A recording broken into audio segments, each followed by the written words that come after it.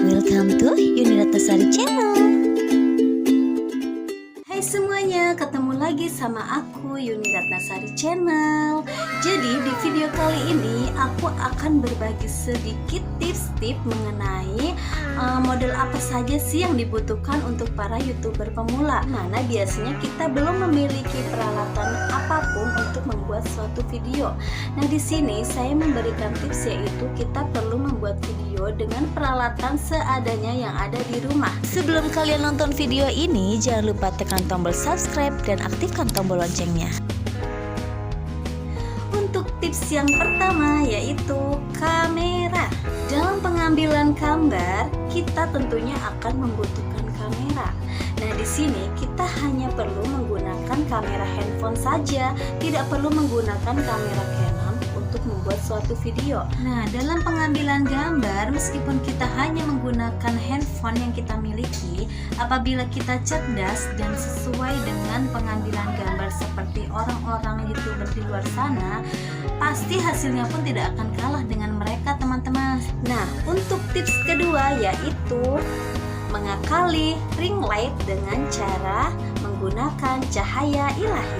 Caranya, apabila kita syuting atau dalam membuat suatu konten itu, kita duduk atau berdiri di depan jendela atau pintu rumah kita yang benar-benar cahayanya itu bagus. Kalau cahayanya itu pas, kita tidak akan kalah kok bagusnya atau cerahnya seperti menggunakan ring light. Tapi memang agak maksa sih ya, karena kan kita harus syuting nih siang-siang ketika cahayanya itu masih terang. Kalau udah malam atau sore ya wassalam gitu kan ya, apalagi siang-siang kan masih banyak orang aktivitas gitu kan ya, kita mengeluarkan suara yang besar apa kata orang.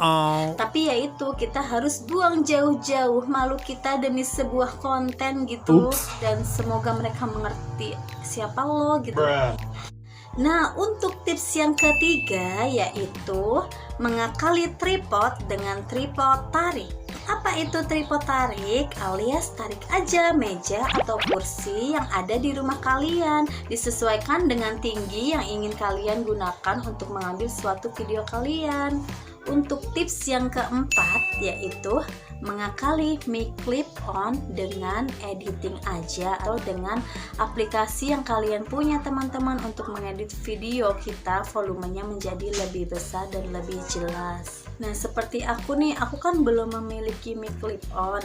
Jadi video yang sudah aku buat itu biasanya volumenya aku naikkan menjadi 200% dari 100% nih, sehingga videonya itu suaranya akan terdengar lebih jelas dan lebih besar lagi, teman-teman. Cara seperti ini benar-benar membantu banget sih, teman-teman, kalau menurut aku.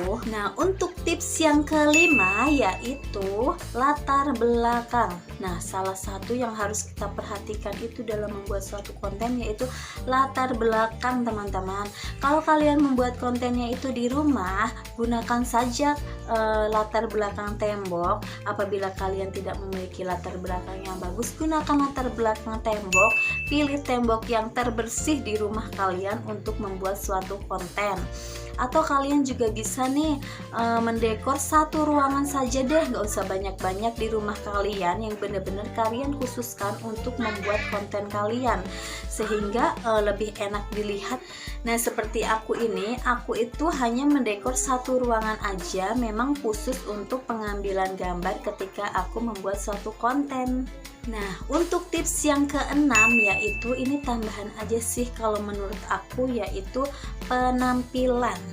Penampilan kalian itu harus benar-benar diperhatikan ketika kalian syuting atau membuat video, teman-teman. Seperti penampilan baju kalian, kalau wanita itu mukanya mungkin ya agak berias-rias sedikit gitu supaya enak dilihat. Gak mungkin kan ya kita itu semrawut gitu, orang pun malas gitu untuk melihat konten kalian nantinya. Kalau penampilan kita semrawut, boro-boro gitu video kita akan ditonton sampai selesai, bahkan diklik aja mungkin enggak gitu.